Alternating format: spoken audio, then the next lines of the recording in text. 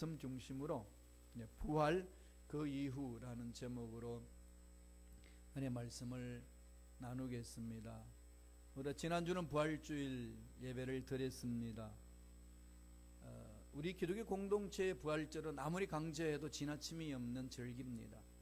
부활의 신화를 다시금 회복하자 해서 절기만 되면 다시금 상기시키고 또 기념하고 축제를 즐기지 않습니까? 그런데 안타까운 것은 우리 기독교 공동체가 이 부활절에만 부활을 강조하고 그 이후는 부활이 많이 없어요.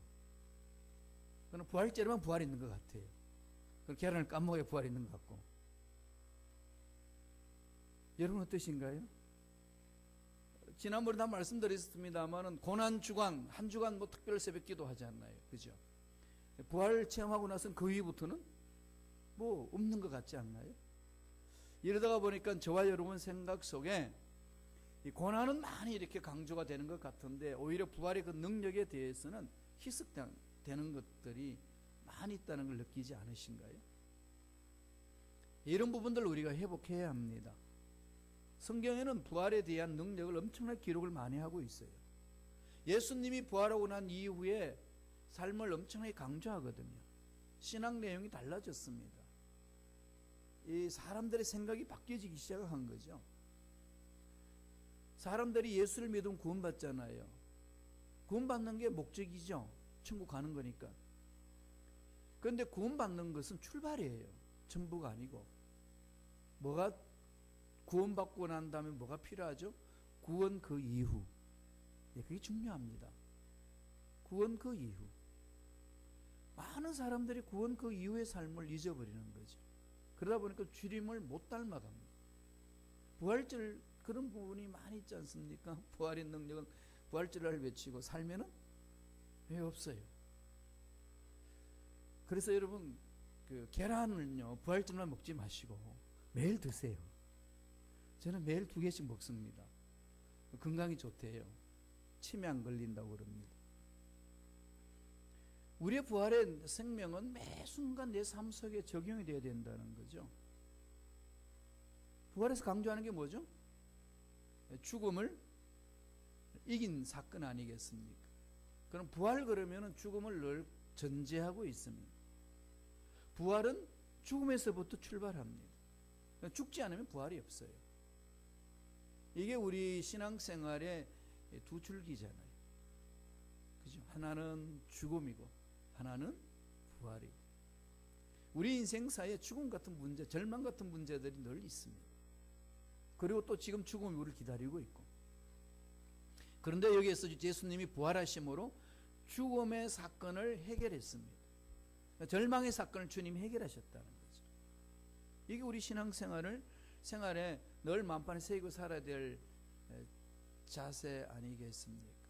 그런데 우리들은 약하기 때문에 눈에 보이는 대로 움직입니다. 눈에 보이지 않는 것에 대해서는 잊어버립니다. 눈에 보이는 것. 그래서 이웃 사촌이라는 말을 쓰지 않습니까? 뭐 아무리 친족관계 이루어져도 늘 보는 사람과 늘 함께 지내는 사람과 더 가까워진다는 거죠. 그럼 눈에 보이는 대로 우리는 생각하고 판단하고 사는 습관이 이미 배어 있기 때문에 아무리 부활의 능력, 아무리 주님의 위대하심, 천국에 대한 소망을 이야기를 해도 실질적으로 내 손에 잡히는 문제 앞에 떨 수밖에 없고 흔들릴 수밖에 없고 돈두박질 칠 수밖에 없고 좀 좋아지면 너무 기쁘고 감격해하고 이게 그냥 굴곡이 얼마나 심한지 모릅니다. 이게 이제 감정을 가진 인간의 본질 아니겠습니까? 여기에서 지금 질문해야 하는 거죠. 그러면 세상 사람들이 다 그렇게 살고 있는 이런 상황 속에 하나님의 생명, 부활의 생명을 가지고 있는 저와 여러분들은 어떻게 살아야 될 것인가? 이런 문제를 어떻게 바라봐야 될 것인가? 이건 늘 주님의 생명과 함께 자신들을 바라보고 문제를 바라봐야 되지 않겠습니까? 그러니까 다시 부활을 대해서 돌아오면 부활은 어디서 출발하죠? 죽음에서 출발합니다. 죽어야 되는 거죠. 죽어야 됩니다. 사람이 절망을 느껴봐야 희망이 뭔지를 알고 건강을 뺏겨봐야 건강이 뭔지를 알고 집을 떠나봐야 집이 얼마나 좋은지 알잖아요. 그렇죠?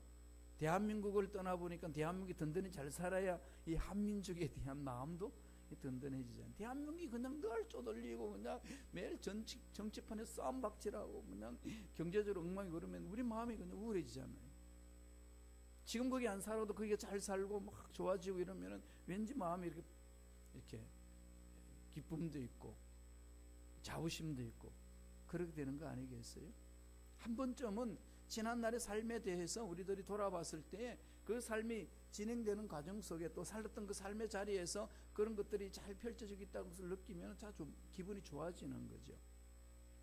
부활이라는 것은 이미 한번 죽음을 체험해야 된다는 거죠. 저와 여러분 신앙생활에 부활의 능력을 맛보려면 철저하게 죄에 대해서 엄청난 절망을 느껴본 적이 있는 사람은 부활의 능력이 어떤지를 정확하게 압니다.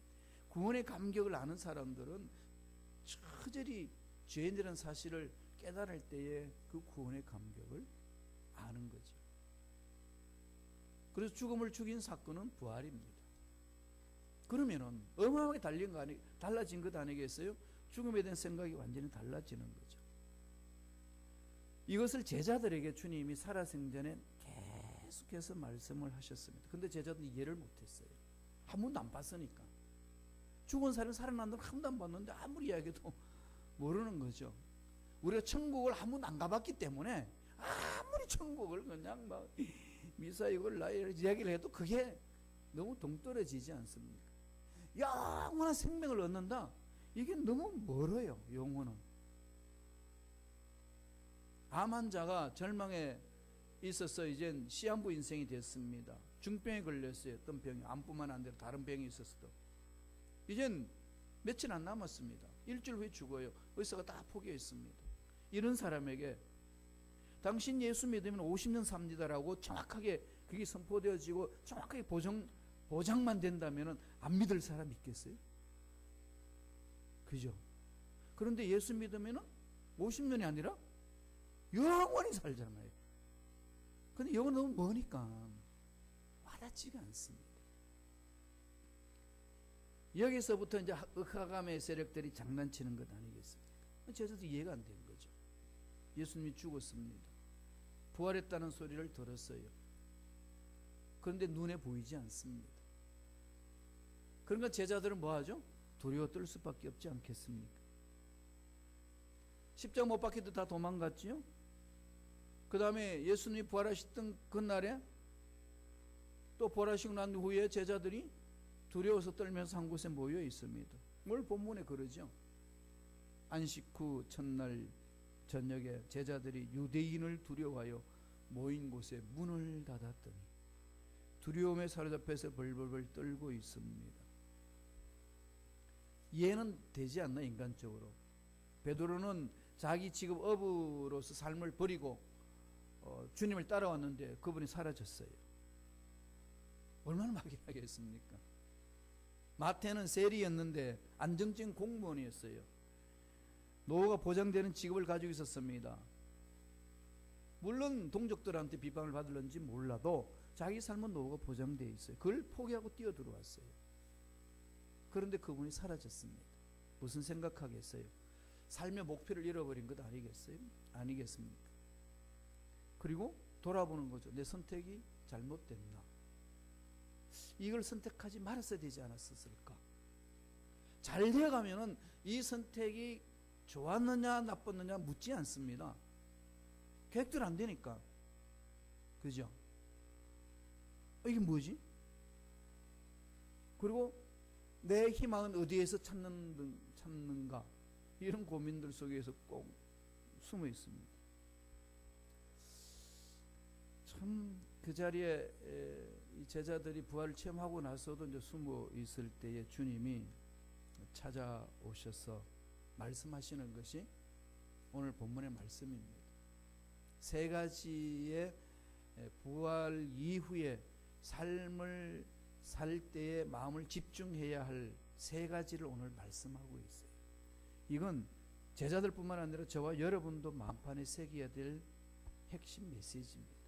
세 가지. 첫째 뭘 말씀하죠? 평강을 말씀합니다. 평강, 샬롬. 두려워 떨고 괴로워하는데 평강하라. 평강이 있을지어다. 샬롬을 외치는 거죠. 하나님 나라는 샬롬이에요. 예수 믿는 자의 마음에는 샬롬이 있어야 돼요.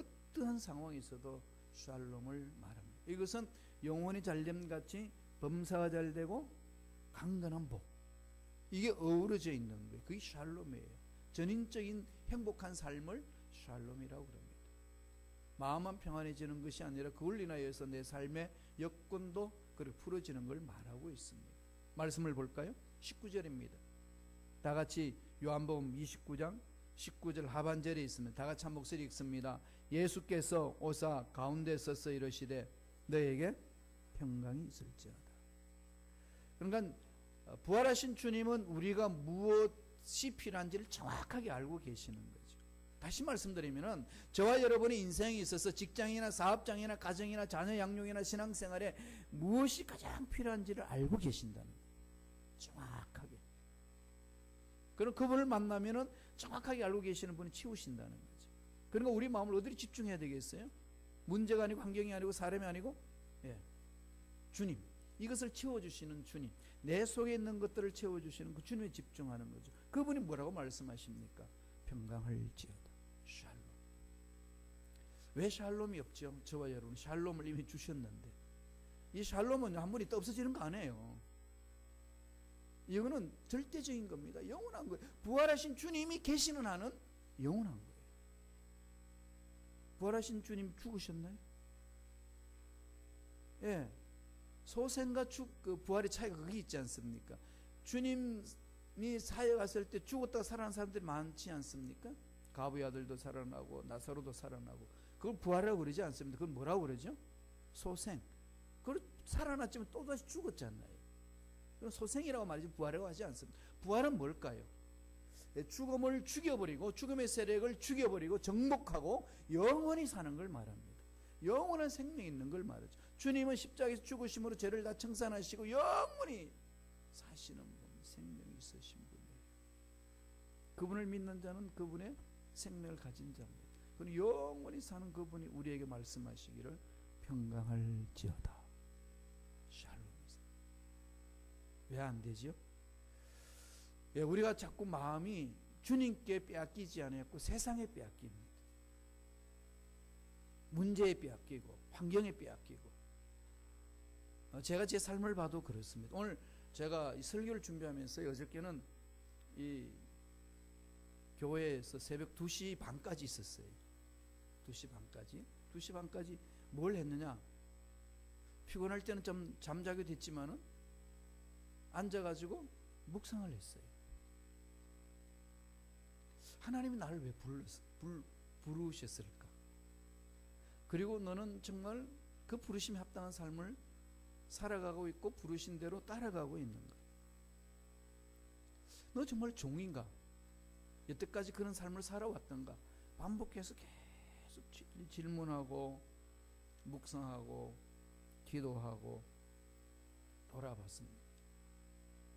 부활의 능력을 믿는 종이라면 환경 앞에 대하는 자세가 어떻게 해야 될까? 하나님의 자녀들을 내가 어떻게 섬겨야 될까? 이게 그냥 꼬리에 꼬리를 물면서 질문을 던지고 자신을 돌아봤습니다. 문제는 하나님을 의지하는 믿음이 너무 눈에 보이는 것에 의해서 왔다 갔다 한다는 사실을 제가 깨달았습니다. 이런 부분들을 정말 다시금 내 신앙생활에 있어서 점검하고, 종이기 전에 하나님의 일을 감당하기 전에 하나님의 자녀로서 예수 믿는 자로서의 삶, 이걸 이렇게 돌아봤다는 얘기입니다. 그러면서 나아가서 이제 종으로서 어떻게 살 것인가. 결국은 부활하신 주님의 능력에 집중하지 못하고 있는 나의 연약한 모습이 참 많다는 것을 그렇게 깨달았습니다. 그러니까 마음의 평강이 없어진다는 거죠. 주님은 이전에도요, 성만찬을 베푸시면서도 제자들에게 이 샬롬을 많이 강조하셨어요. 약속을 하셨거든요. 부활하시고 나서 그 평강을 말씀하신 게 아니라 부활하시기 전에 제자들을 양육하실 때도 너희들에게 평강을 준다. 자꾸 이렇게 약속을 던져주셨어요. 그 요한복음 14장 27절에 보면 그 말씀을 해 주십니다. 한번 읽어볼까요? 14장 27절에요. 평안을 너에게 끼치노니, 다 같이 읽어보지요. 곧 나의 평안을 너에게 주노라. 내가 너희에게 주는 것은 세상이 주는 것 같지 아니하니라. 너희는 마음에 근심하지 말고 하지도 말고 두려워하지도 말고. 말씀 읽을 때는요, 소리내서 자꾸 읽었어요. 왜냐하면 내가 입술로 선포했던 것이 귀에 들리고 피부가 듣거든요. 습관적으로 해보세요. 이게 말씀을 받는 자세가 달라져. 집에서도 마찬가지입니다. 영어 공부할 때도 자꾸 입술로 선포하라고 그러잖아요. 무의식 속에 들어가고 온몸이 그렇게 들어가도록. 그죠? 이게 그렇게 나와야 언어가 되는 거지. 하나님과 나의 관계도 그렇습니다. 근데 하나님 앞에서 점점 빼지 마시고요. 그냥 이렇게 막 소리 지르고 막 이렇게 외쳐보고 또 말씀을 가지고 묵상도 하고 막 소리 지르면서 이렇게 내봤다 보면요, 내 영혼이 듣고 내 피부가 듣고 내 온몸이 들어요. 그래서 통성기도가 그런 면에 있어서 집중하는 능력이 강해집니다. 그 부분에 있어서. 물론 다 통성기도를 하는 게 아니라 묵상기도도 하지만 기도할 때 그런 자세로 늘 우리 삶을 자꾸 가꾸고 가셔야 돼요. 주님은 뭐라고 그러셨나요? 평안을 너에게 주노라. 세상이 주는 거하고는 다르다. 승만차한테 주신 거거든요. 비슷한 말씀이 16장 33절에 또 몇 말씀을 하면 다 같이 큰 목소리로 읽어보죠. 시작. 이것을 너에게 이르면 너희로 내 안에 평안을 누리게 하려 합니다. 세상에서는 너희가 환난을 당하나 담대하라. 세상을 이겼노라. 그렇죠? 세상을 이겼다. 평강을 주시겠다고 여러 차례 약속을 하시고 부활하시고 나서 또 선포합니다. 뭐 하는 거죠? 약속하셨던 것을 성취하셨다는 거죠. 약속하신 것을 이뤘다. 이제는 영원토록 너희와 함께 있겠다. 성령님을 보내주셔서. 그러니까 이미 예수 믿는 저와 여러분들은 성령의 기름 부으심을 입은 성령 충만함을 체험한 사람들은 늘 마음속에 뭐가 있을까요? 샬롬이 넘쳐납니다. 이 샬롬을 빼앗기지 마세요. 하나님이 주신 것을 빼앗기지 말아야 돼요. 몸부림치셔야 돼요. 늘 십자가를 바라보는 거, 예수님을 생각하는 거, 말씀을 자꾸 묵상하는 거, 이거는 의도적으로 훈련하셔야 돼요. 하루아침에 안 되지 않습니다. 자꾸 하셔야 돼요. 그렇게 하지 못하도록 흑암의 세력들은요, 이런 핑계 저런 핑계 옛날 습관들 다 들춰내가지고 들어가지 못하게 해요. 속지 마세요. 타고 들어가야 됩니다. 30년 전에 미국에서 아주 베스트셀러로 유명하신 분 있죠. 이 코칭 리더의 대가였던 분 아시나요? 토니 로빈슨이라는 분. 그분이 책을 썼는데 그분 한글 번역되어 있어요. 내 안에 잠든 거인을 깨우라. 꼭 읽어보세요. 91년도에 나왔는데요. 저도 이거에 안지 얼마 안 됐어요. 내 안에 잠든 거인을 깨우라. 이분이요, 이 책 쓰기 전에는요, 그 건물을 관리하는 제니터로 있었대요. 제니터로. 근데 이 책 쓰고 나서 10년 만에 급부상됐습니다. 그리고 강의를 다닐 때 헬리콥터 타고 다녔어요. 헬리콥터 타고 다니면서 강의하는 곳으로 가는데 한 번은 헬리콥터 타고 다른 지역으로 강의하러 가다가 딱 보는데 자기가 옛날에 제니터로 있었던 건물이 아래에 있습니다. 그냥 옛날 사건이 주마등처럼 지나가는 거죠. 제니터로 있었던 내가 이렇게 지금 미국 전역에 돌아다니면서 강사로 불려다닙니다. 그분이 하신 말씀이 있어요. 날마다 똑같은 것을 행하라. 그러면 날마다 똑같은 걸 행하면은 그 이후의 결과는 똑같은 것밖에 못 얻을 것이다.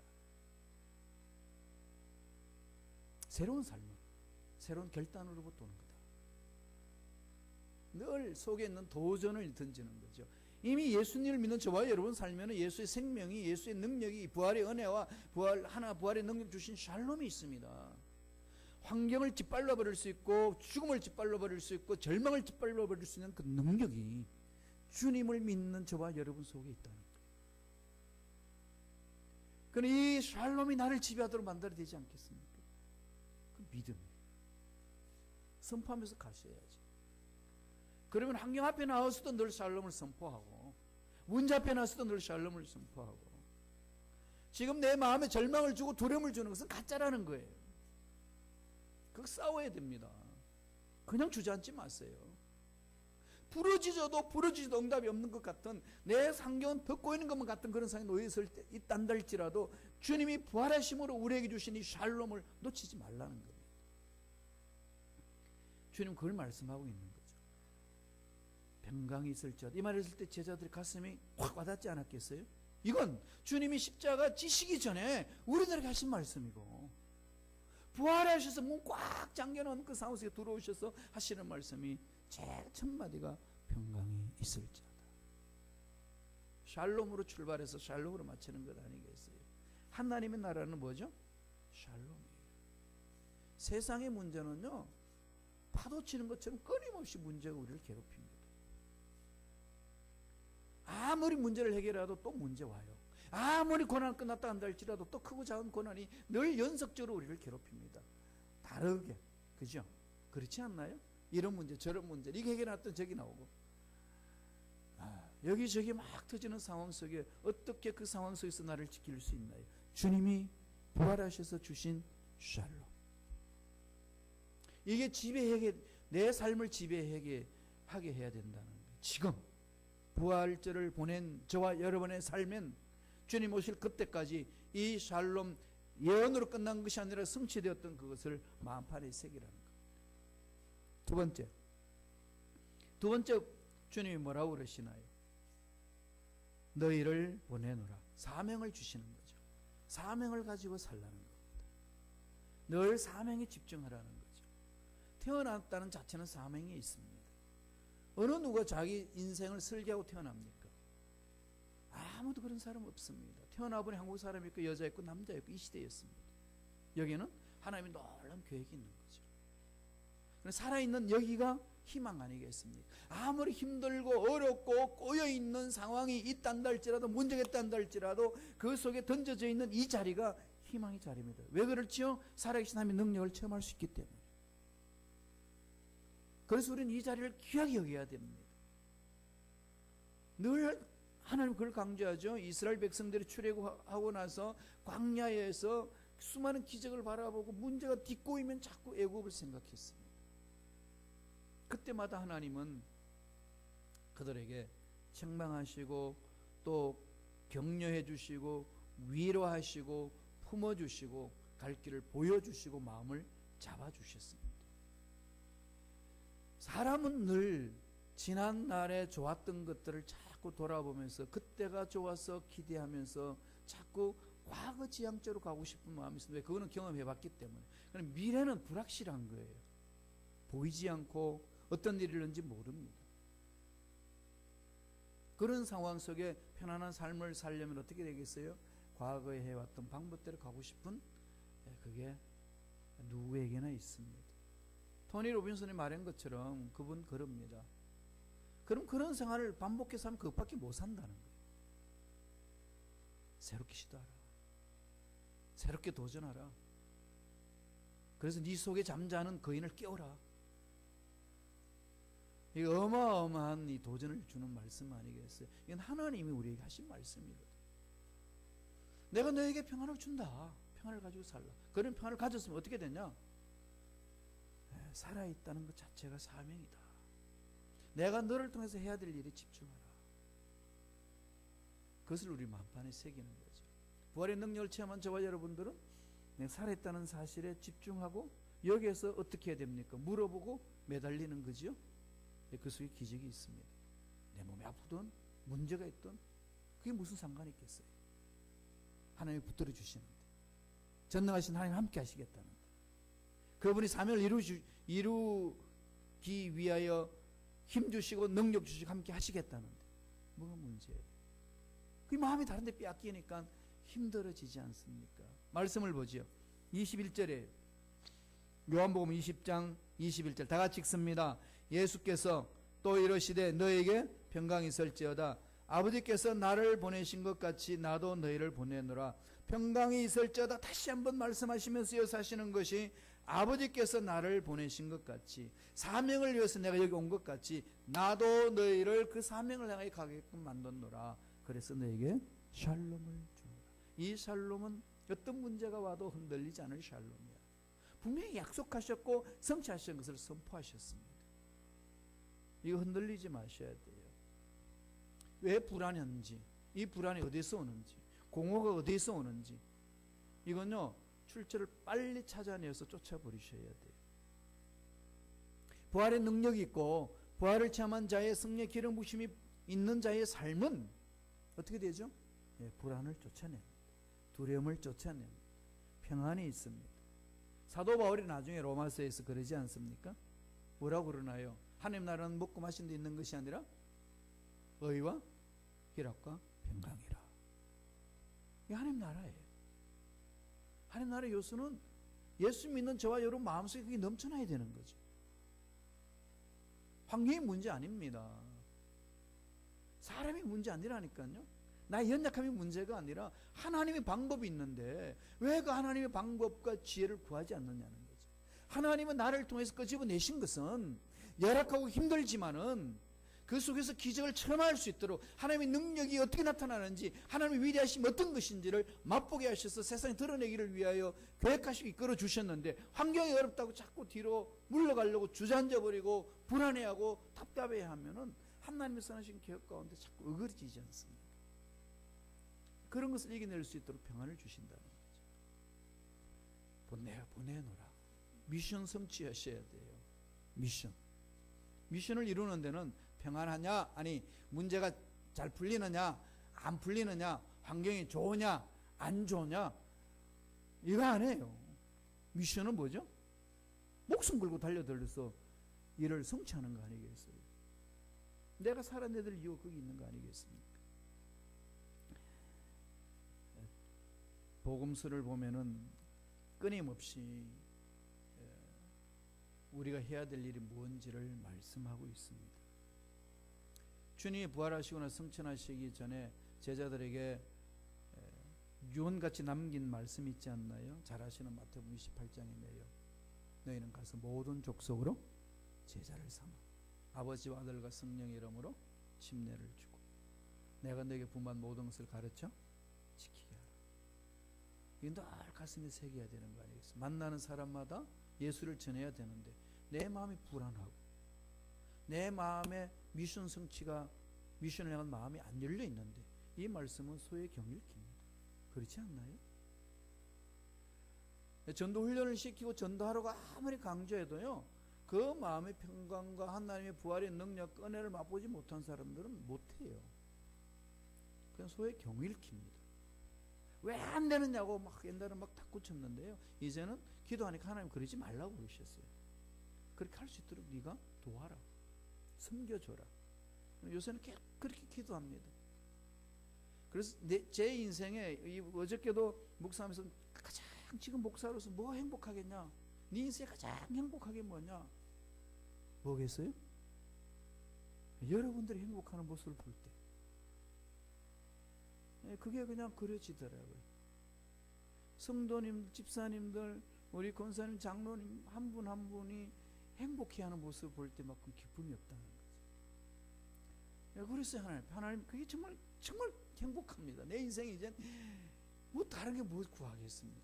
하나님 풀어주시는데, 가정도 그렇고 자녀들도 그렇고 내 앞날도 풀어주실 건데, 그건 우리 모든 성도님들이 행복해하는 모습을 제가 볼 수 있다면 그보다 더 기쁘고 즐거운 일이 어디 있겠습니까? 이런 걸 우리가 자꾸 체험하면서 그 행복을 전하는 거죠. 이걸 가지고 요새 말을 많이 만들잖아요. 행복 바이러스를 전합시다. 그죠? 내가 행복 안 하면은 행복 못 전해요. 그게 어디서 오나요? 하나님의 능력에서. 하나님 만들어 주시거든요. 사명을 감당하라는 겁니다. 다 이루 주셨는데.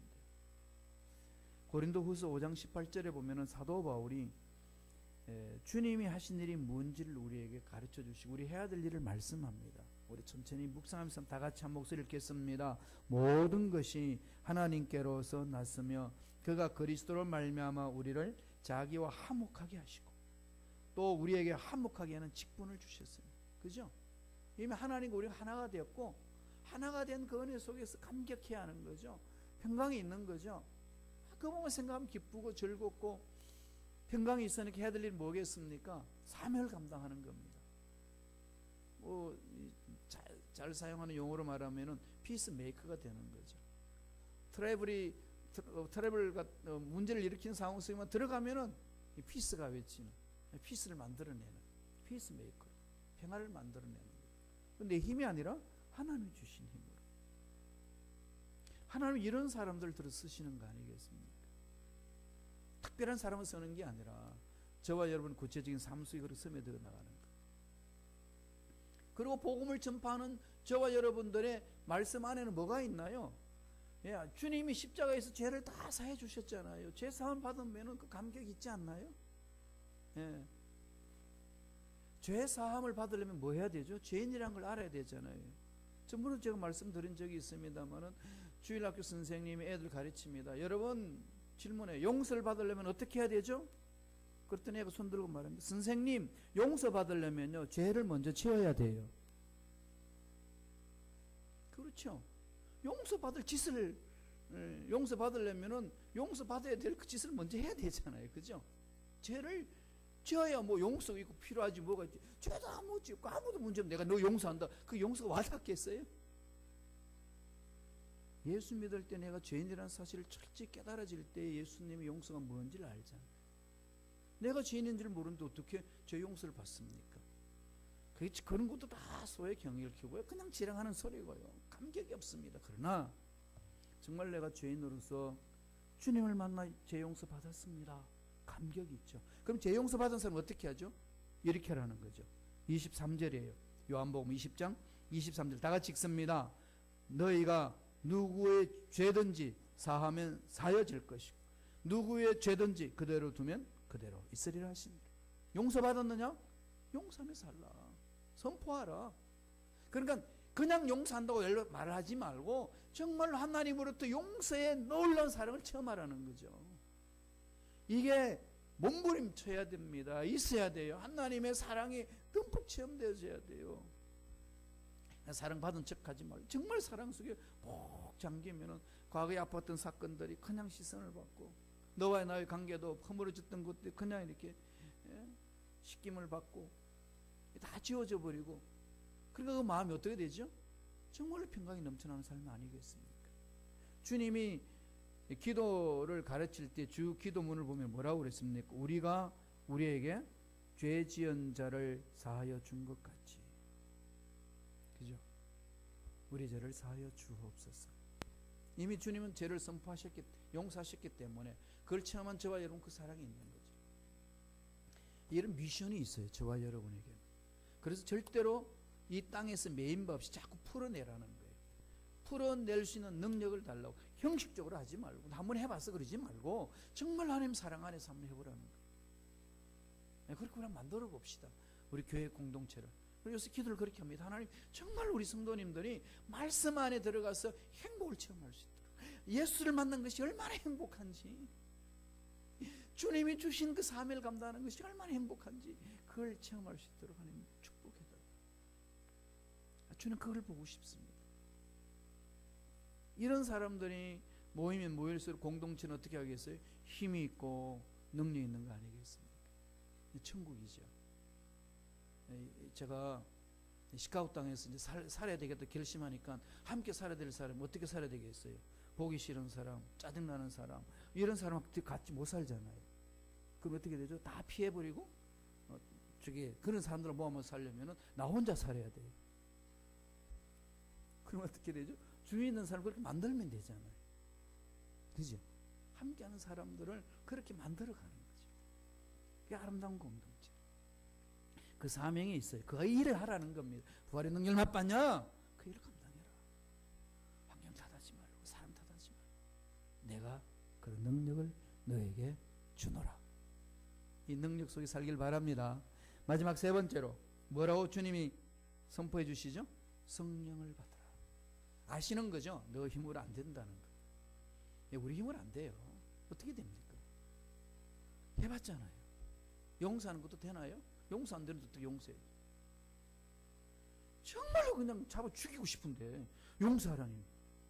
이게 그냥 길을 막고 싶지, 그 글도 보고 싶지도 않고 그 말 듣고 싶지 않는 게 저와 여러분 심정 아니겠어요? 그럼요. 제가 목회해 오면서 그런 사람들이 있었어요. 지금도 몇몇 이름 떠올리면 그래 예습관들이 막 피가 거꾸로 도는 상황으로 재현될 때 있습니다. 용서한다는 게 그만큼 어렵습니다. 뭘 하라는 거죠? 성령을 하라. 하나님의 사랑을 체험한 것이 구체적으로 삶 속에 이루어지려면 성령을 하라. 성령을 받아라. 22절입니다. 다 같이 읽습니다. 요한복음 20장 22절 다 같이 한 목소리를 읽겠습니다. 이 말씀을 하시고 그들을 향하여 숨을 내쉬며 이르시되 성령을 받으라. 이 성령을 받으라 하시기 전에 지상에 계시면서 부활 십자가 돌아가시고 부활하시기 전에 주님이 제자들 하신 말씀 많이 있습니다. 그죠? 요한복음 14장 16절에 뭐래죠? 다른 보혜사를 보내주겠다. 영원토록 너희와 함께 있겠다. 오실 성령에 대해서 계속 말하지 않습니까? 26절에는요. 요한복음 14장 26절에는 보혜사 곧 아버지께서 내 이름으로 보내실 성령 그가 너에게 모든 것을 가르치고 지시고 내가 너에게 모든 것을 말한 것을 생각나게 하시리라. 하나님의 음성은 말씀을 통해서 듣는다는데 어떻게 다 우리 기억하고 있습니까? 하나님의 음성을 들려주실 때 성령께서 마음을 감동감화시켜서 생각나게 하시는 거죠. 갑자기 그 말씀 나의 가슴을 칩니다. 막 뜨거우시는 거죠. 이런 것을 자꾸 세밀하게 연습하는 겁니다. 신앙생활에. 부활의 능력을 체험한 저와 여러분, 부활절을 보내고 난 이후의 삶은요, 늘 거기에 집중하셔야 돼요. 계속 그걸 강조하고 있습니다. 이것이 부활을 체험하고 난 제자들의 사명일 뿐만 아니라 저와 여러분의 사명이라는 겁니다. 그런데 제자들이 그런 사명을 받았는데 이걸 감당했나요? 안 합니다. 요한복음 21장 2절 3절 보세요. 20장에서 그 말씀 하셨잖아요. 21절에 가보면요, 어떻게 하는지 볼까요? 다 같이 읽어봅니다. 시몬 베드로와 디두모라 하는 도마와 갈릴리 가나 사람 나다나엘과 세벳 아들들과 또 다른 제자 둘이 함께 했더니 시몬 베드로가 나는 물고기를 잡으러 가노라 하니 그들이 우리도 함께 가겠다고 나가서 배에 올랐으나 그날 밤에 아무것도 잡지 못하였더니 뭐하러 가죠? 고기나 잡으러 가죠. 부활의 주님을 체험하고 미션을 받아도 그래요. 전 이 말씀을 보고 되게 은혜를 받았어요. 아무리 성도님들 사랑한다고 말씀이 있어야 된다고 외쳐도 이렇게 가는 것이 성도라는 거지. 그런데 이런 성도, 이런 제자들 주님 와가지고 몽둥이 들고 두들기 폈나요? 아닙니다. 베드로 주동자가 됐어요. 도마도 함께 동참해서 그 짓을 했습니다. 이게 제자들의 모습이고 오늘날 성도들의 모습이고 양들의 모습이에요. 이사야가 예언해놨죠. 양은 각기 제 길로 가거늘. 양의 특징은 제 길로 가는 게 양이에요. 양이 똑바로 가면 목자지. 양이겠어요? 그럼 여러분 마음대로 가세요. 저는 끝까지 쫓아다니면서 그 길 가면 안 된다고 말할 거라고. 그러다 보면 언젠가 돌아오지 않겠어요? 그런 소망이 생기더라고요. 그래서 늘 결심하는 거죠. 낙심하지 말자. 뒤로 물러서지 말자. 절대로 포기하지 말자. 그리고 새벽까지요 늘 그 몸부림이었어요. 주님 절대로 포기하지 않고 낙심하지 않겠고 실망하지 않겠습니다. 어떤 모습으로 가든지 저는 끝까지 쫓아가서 오라고 그러고 끝까지 그렇게 설교할 거고 그렇게 살겠습니다. 그러나 때가 되면 하나님이 이루어 주시옵소서. 그래서 이제 그럴 수 없는 상황 속에 던져져 있는 분들이 그런 상황 속에 들어올 수 있도록 하나님 앞에 은혜를 구하는 거지. 하나님 때가 되면 이루어지는 것도 아니겠어요. 오늘 본문의 세 가지 단어를 설명을 해줍니다. 뭐죠? 평강이 있고 그 다음에 사명을 감당하라. 그 다음에 뭐하죠? 성령을 받아라. 성령에 집중합시다. 성령이 내 마음을 사로잡으면 죄를 벗어버리게 하고요, 하나님 의회 안에 들어가도록 인도하시고요, 하나님이 세상을 심판하실 것에 대한 다시 오실 주님을 바라보게 하십니다. 그럼 늘 인생에 특별한 문제가 없어도 하나님 앞에 나올 수밖에 없는 것은 다시 오실 주님을 기다려야 되니까. 그저 문제만 해결하기 위해 교회에 와서 부르시는 게 아니라요, 내 인생에 문제 없고 평탄한 삶을 사는 것 같아도요 다시 오실 주님을 만나야 되잖아요. 그러니까 오셔서 어떻게 되죠? 부르짖어야 됩니다. 이게 부활절을 체험하고 난 이후의 삶이고 부활 그 이후의 삶입니다. 너무 중요한 거죠. 이 세 단어 잊지 마세요. 평강을 잊지 마시고 사명을 잊지 마시고 성령 충만을 잊지 마시고.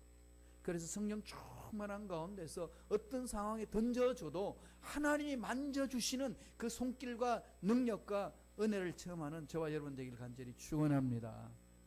기도하겠습니다. 하나님 감사합니다.